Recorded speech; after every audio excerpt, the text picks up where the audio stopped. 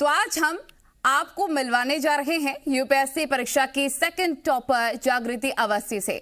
जागृति से हम खास बातचीत करेंगे। उससे पहले आपको जागृति के बारे में कुछ बातें बताते हैं। जागृति ने भोपाल में MA-NIT कॉलेज से 2017 में बीटेक किया, जिसके बाद उन्होंने भेल में नौकरी की, लेकिन बाद में नौकरी छोड़कर उन्होंने एग्जाम की तैयारी करने का प्लान बना लिया और अब यूपीएससी में सेकंड रैंक हासिल किया है। हालांकि महिलाओं की कैटेगरी में उनकी पहली रैंक है। जागृति IAS बनकर रूरल डेवलपमेंट और महिलाओं के लिए कुछ बेहतर करना चाहती हैं। तो सफलता की कहानी बताने के लिए जागृति खुद हमारे साथ जुड़ गई हैं।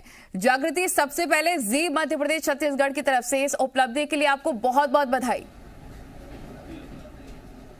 बहुत धन्यवाद madam, thank you so much. जागृति, नहीं लगता आपको यूपीएससी सेकंड रैंक हासिल करके कुछ ज्यादा ही बड़ी उपलब्धि नहीं हो गई है?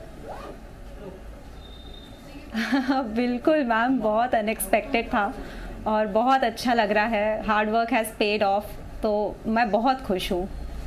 जागृति, भेल में नौकरी करती थी आप, इंजीनियर के पद पर रही, अच्छी खासी सैलरी भी होगी, अचानक से नौकरी छोड़ दी आपने?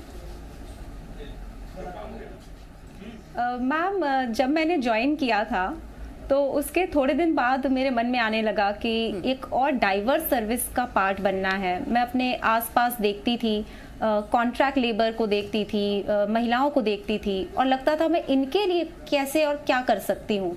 तो मुझे लगा सिविल सर्विसेज एक ऐसी परीक्षा है जो मुझे एक करियर देगी, जहाँ मैं इन सभी क्षेत्रों में अपना योगदान दे सकती हूँ। तो मैंने जॉब में रहते हुए तैयारी पहले शुरू की, प्रीलिम्स भी दिया एक बार मैंने 2019 में, तो मेरा नहीं निकला। तो रियलाइज़ हो गया कि ये परीक्षा तो त्याग मांगती है। फिर जॉब छोड़ करके एक साल पूरा तैयारी में ही मैं जुटी रही, फिर मैंने ये परीक्षा दी। प्रीलिम्स क्लियर नहीं हुआ, लेकिन जागृति ने फिर भी हौसला नहीं तोड़ा। परिवार का कैसे साथ मिला आपको? पेरेंट्स कितने सपोर्टिव रहे इस दौरान जागृति? मैम, सबसे बड़ा सपोर्ट पेरेंट्स का होता है कि वो आप में बिलीव करें। मेरे पेरेंट्स ने हमेशा मुझ में बिलीव किया कि मैं कर सकती हूँ। कभी कभी जब लो पॉइंट्स आते थे कि नहीं छोड़नी चाहिए थी नौकरी या अब क्या करें, सिलेबस नहीं हो रहा है, तो हमेशा एक पॉजिटिव एटीट्यूड बना के कि देखेंगे, लड़के तो देखें, लड़ेंगे, जो होगा देखा जाएगा। तो बहुत पॉजिटिव एटीट्यूड, बहुत सपोर्ट किया मेरे पेरेंट्स ने मुझे। ऐसा लगता था पूरे घर का एग्ज़ाम है। बिल्कुल घर का ही एग्जाम होता है, क्योंकि परेशान उतने पेरेंट्स भी होते हैं जितने बच्चे मेहनत करते हैं। और आपसे कुछ ही देर पहले जागृति आप ये भी कह रही थी कि ये आपने इसलिए चूज किया यूपीएससी करना क्योंकि महिलाओं के लिए आप कुछ करना चाहती थी, गरीबों के लिए, बच्चों के लिए आप कुछ करना चाहती थी। ऐसे में महिलाओं के लिहाज से फर्स्ट रैंक माना जाएगा आपका, तो महिलाओं में नंबर 1 पर हैं आप। जी मैम, बिल्कुल, और बहुत खुश हूँ और मुझे आशा है कि महिलाओं को जितना सपोर्ट मुझे मिला है ऐसे सभी को मिले, और सपोर्ट मिले तो महिलाएं क्या कुछ नहीं कर सकती। सो डेफिनेटली अगर मुझसे किसी एक परिवार भी प्रेरणा लेके अगर अपनी बेटी को सपोर्ट करते हैं तो मेरे लिए एक बड़ी अचीवमेंट होगी। अब जागृति, क्योंकि आपने यूपीएससी क्लियर के साथ ही सेकेंड रैंक भी हासिल कर लिया है, IAS IPS तो बनना तय ही है, आगे का प्लान क्या है आपका? मैम, मैंने IAS भरा है अपना फर्स्ट प्रेफरेंस, तो बस मुझे यही उम्मीद है कि एक बहुत ही कॉम्पिटेंट सिविल सर्वेंट बन करके, एक अकाउंटेबल पर्सन, कुछ मीनिंगफुल चेंज अपने योगदान से मैं ला सकूं। तो यही तो मेरा ये प्रयास सार्थक हो जाएगा। यही मेरी कोशिश रहेगी कि जहां भी जाऊं अपना 100% दूं। तो जितनी मुझे आज तारीफें मिल रही हैं इतनी तब मिले जब मैं कुछ अच्छा करके दिखाऊं अपने जॉब में। बिल्कुल जागृति, और इस दौरान जब से आपका सेकंड रैंक आया होगा, काफ़ी इंटरव्यूज हुए होंगे, हर किसी ने यही सवाल पूछा होगा, आप एक ही जवाब दे के थक भी गई होंगी। तो मैं आपसे अब हॉबीज़ के बारे में जानना चाहूँगी, थोड़ा सा लाइट फील आपको कराना चाहूँगी। हॉबीज़ क्या है जागृति की? मैम, मुझे इवेंट्स ऑर्गेनाइज करना बहुत अच्छा लगता है, लोगों से बातचीत करना, और चूँकि मेरा जन्म बुंदेलखंड क्षेत्र से है तो मुझे बुंदेलखंडी म्यूज़िक सुनना भी बहुत पसंद है, और कुकिंग करना, public speaking.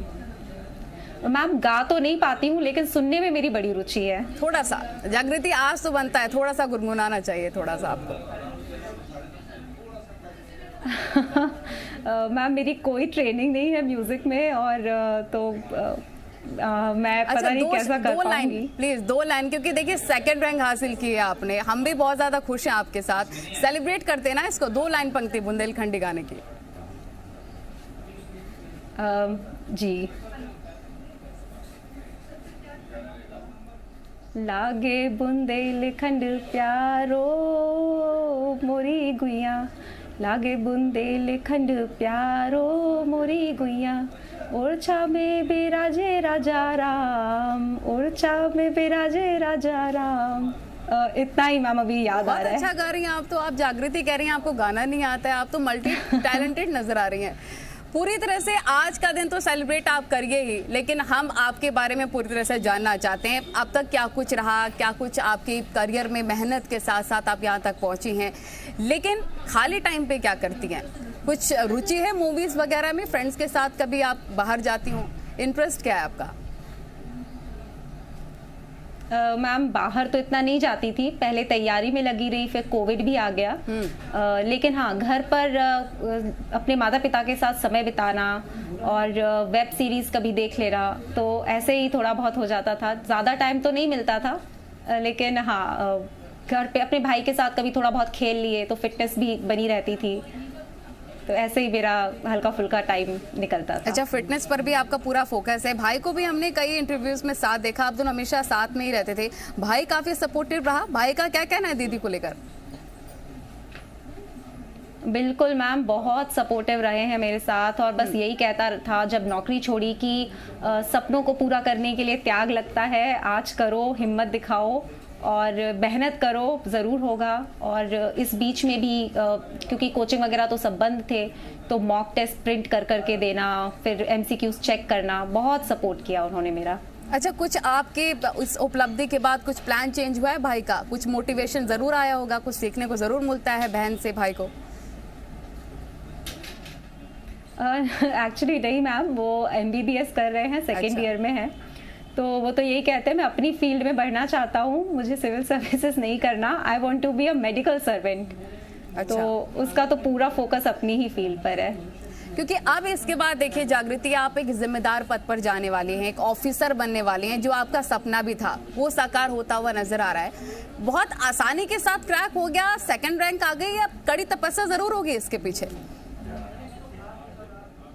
Ma'am hard work तो है, हार्ड वर्क का कोई सब्स्टिट्यूट नहीं है। लगभग 2 साल तक, 2019 से अब 2021 आ गया है, 8-10 घंटे मैंने डेली पढ़ाई की है बिना रुके। शायद ही कभी हो कि न्यूज़पेपर छूट गया हो, चाहे दिवाली हो या दशहरा, पढ़ना तो था ही।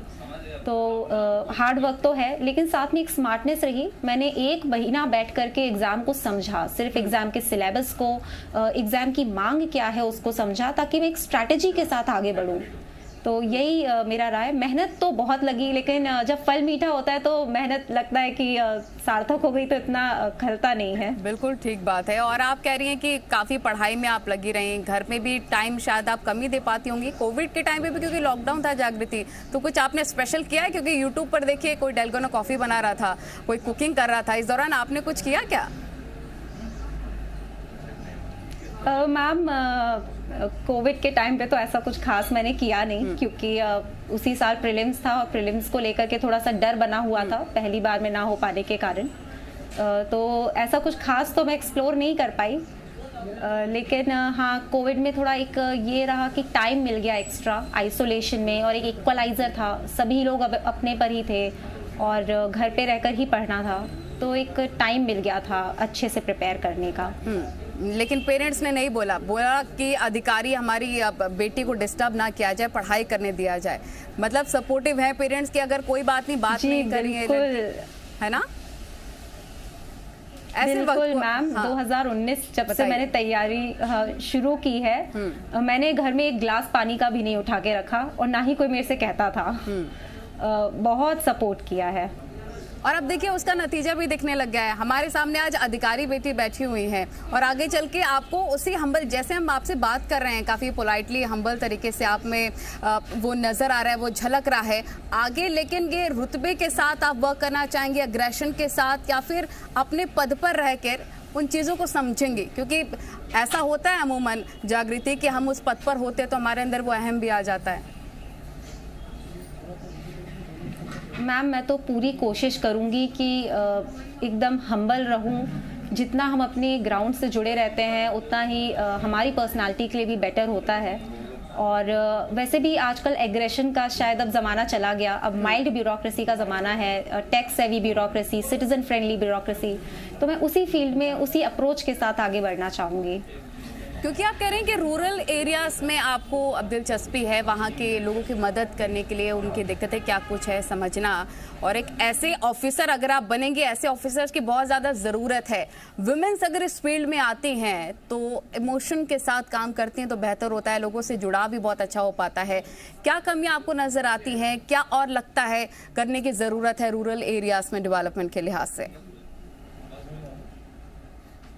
मैम कोशिशें तो चल ही रही हैं, डेवलपमेंट वर्क चल रहा है, लेकिन गैप्स तो हैं। सबसे इम्पोर्टेंट तो हेल्थ और एजुकेशन। बिल्कुल हमारे सबसे रिमोट विलेजेस में भी मेरा तो ये ड्रीम है कि एक हॉस्पिटल हो, लोगों को कभी इधर उधर भागना ना पड़े इमरजेंसी के टाइम पे। महिलाएं जो हैं उनको इतना सशक्त कर दिया जाए कि वो वहाँ पे एंटरप्रेन्योर बन करके सामने आए।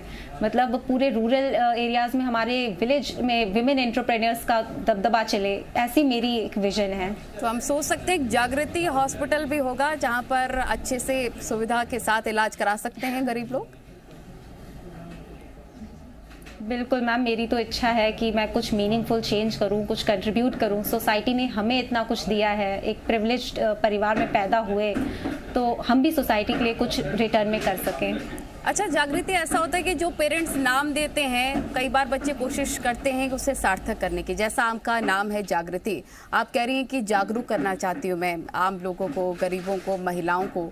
ऐसे में बहुत ज़रूरी भी हो गया है जागृति आपके नाम को सार्थक करना, और ये जिम्मेदारी भी भगवान ने आपको थमा दी है कि जागृति अब आगे बढ़िए और जागरूक करिए।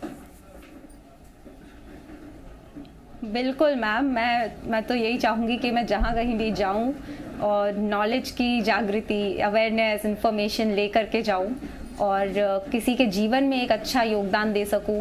यही मेरी अप्रोच रहेगी। तो अब तो कॉल्स पे कॉल आ रहे होंगे फ्रेंड्स के, रिलेटिव्स के। जागृति आप तो अधिकारी बन गई।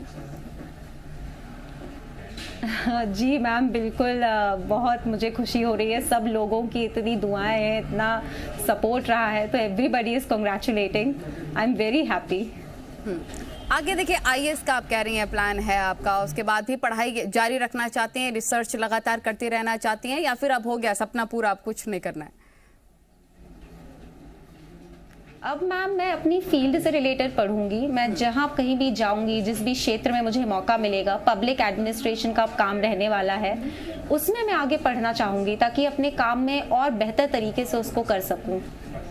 तो सोचा था आपने जागृति इतनी जल्दी, क्योंकि एक बार ही शायद आपका प्रीलिम्स क्लियर नहीं हुआ, उसके बाद से सीधा 2nd रैंक, सोचा था ऐसा आपने?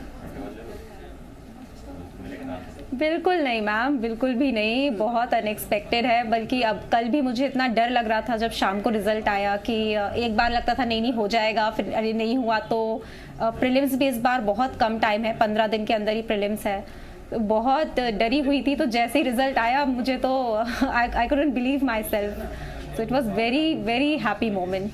तो नहीं हुआ तो रिश्तेदार क्या बोलेंगे, दोस्त क्या बोलेंगे, या फिर सपने को लेकर था कि रिश्तेदारों की टेंशन भी रहती है जागृति को? मैम रिश्तेदारों की इतनी टेंशन नहीं थी। फॉर्चुनेटली मेरे रिश्तेदार बहुत कोऑपरेटिव हैं। और मेन लगता था कि मेहनत तो की है, तो कहीं कोई कमी मैंने तो अपने अंत से नहीं छोड़ी थी। तो ये लगता था कि अगर नहीं हुआ तो अगली बार क्या करूँगी, क्या स्ट्रैटेजी अपनाऊंगी। तो एक अनसर्टेनिटी बनी रहती थी। यही रहता था कि बस निकल जाए। और मेहनत तो मैंने पूरी की थी, अपना 100% मैंने दे दिया था इसी बार। तो यही लगता था कि अब गुंजाइश नहीं है तो आप कहाँ इम्प्रूव करेंगे। अच्छा जागृति, जो लोग आपको देख रहे होंगे, जो युवा आपको सुन रहे होंगे, उनमें भी पूरी तरह से मोटिवेशन आ रहा होगा। हम भी क्लियर करके देखते हैं। जागृति ने तो बड़ी आसानी से क्लियर कर लिया, एक ही बार प्रीलिम्स क्लियर नहीं हुआ, उसके बाद तो सीधे 2nd रैंक आ गया। उनको आप क्या मूल मंत्र देना चाहेंगे, क्योंकि ऐसे वक्त में आप जो भी कहेंगे वो मूल मंत्र ही है युवाओं के लिए? कितना घंटा देना जरूरी है, क्या करें क्या ना करें? मैम हार्ड वर्क का तो कोई सब्स्टिट्यूट नहीं है इस एग्ज़ाम में। लगभग 1 साल की तैयारी और 1 साल की एग्ज़ाम साइकिल, 2 साल आपको डेली 8 से 10 घंटे पढ़ना ही है। और जब एग्जाम पास आते हैं तो वो अपने आप फिर 10 से 12, 12 से 14 वो अपने आप हो जाता है, उसमें सोचना नहीं पड़ता।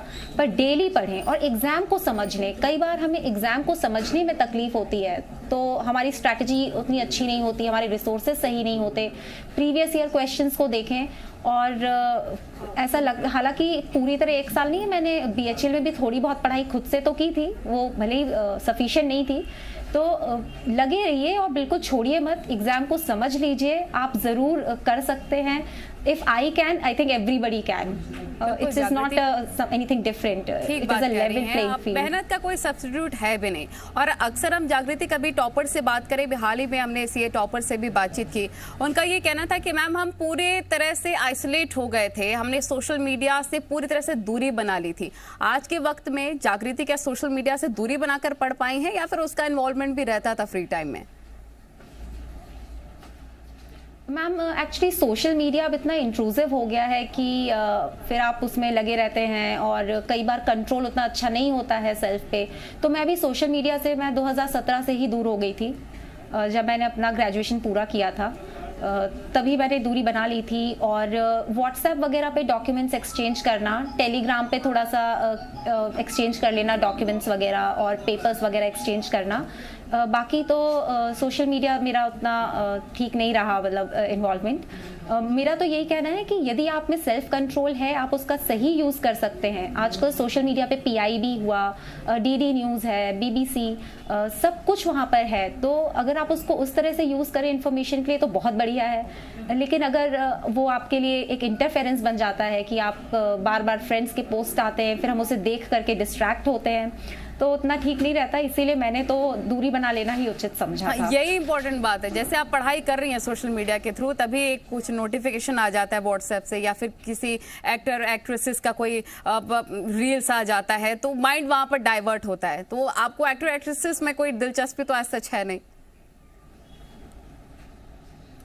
नहीं मैम। तो यानी कि आपके लिए आसान रहा सोशल मीडिया से दूरी बना पाना। डिस्ट्रैक्शन पूरी तरह से हर चीज से हो सके, पढ़ाई में फोकस हो सके, इसके साथ कुछ और एक्टिविटीज भी करने की जरूरत होगी कि नहीं जागृति? कि पूरा टाइम अगर हम पढ़ाई करते रहें, फ्री टाइम में कुछ तो ऐसा हम कर सकते हैं। स्पोर्ट्स एक्टिविटीज हो गया, स्पोर्ट्स एक्टिविटीज जरूर आप करती होंगी। खाली टाइम पे क्या आपको पसंद है स्पोर्ट एक्टिविटीज में? मैम बिल्कुल, क्या है, ब्रेन की भी एक अपनी लिमिट है, हमारी बॉडी की एक अपनी लिमिट है। डेली कम से कम आधे घंटे की एक्सरसाइज, भले ही वो एक सिंपल वॉक हो या एक बैडमिंटन का मैच हो गया भाई के साथ, ये तो मैं करती ही थी।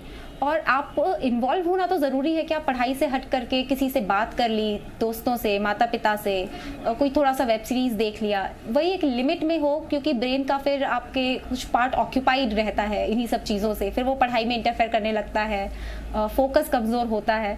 तो एक बैलेंस बना करके चलना की है कि आप अपने ब्रेन को रिफ्रेश रखें, लेकिन फोकस हमेशा एक ही चीज़ पर रहे। इसीलिए थोड़ा घूमना फिरना भी कम कर दिया, बाहर जाना भी कम कर दिया मैंने, ताकि पूरी तरह एक ही चीज पर दिमाग और बड़ी बातें आप कह रही हैं। और बिल्कुल आपकी बातों से मुझे खुद भी मोटिवेशन मिल रहा है। हमारे जो युवा आपको देख रहे होंगे उनको भी काफी मोटिवेशन मिल रहा होगा। बहुत बहुत शुक्रिया, क्योंकि वक्त तो हमारे जाने का हो गया, लेकिन मन नहीं कर रहा है कि आपको छोड़कर जाया जा सके। आपकी बातें इतनी ज्यादा प्यारी प्यारी हैं और मोटिवेशनल है। लेकिन एक बार फिर से हम आपको बधाई देंगे। आने वाले वक्त में एक जिम्मेदार पद पर आप होंगी। जागृति जैसा आपका नाम है, ऐसे ही जागरूक करें, आगे बढ़ें, यही शुभकामनाएं जी मध्य प्रदेश छत्तीसगढ़ आपको दे रहा है। बहुत शुक्रिया जुड़ने के लिए जागृति। Thank you ma'am, thank you.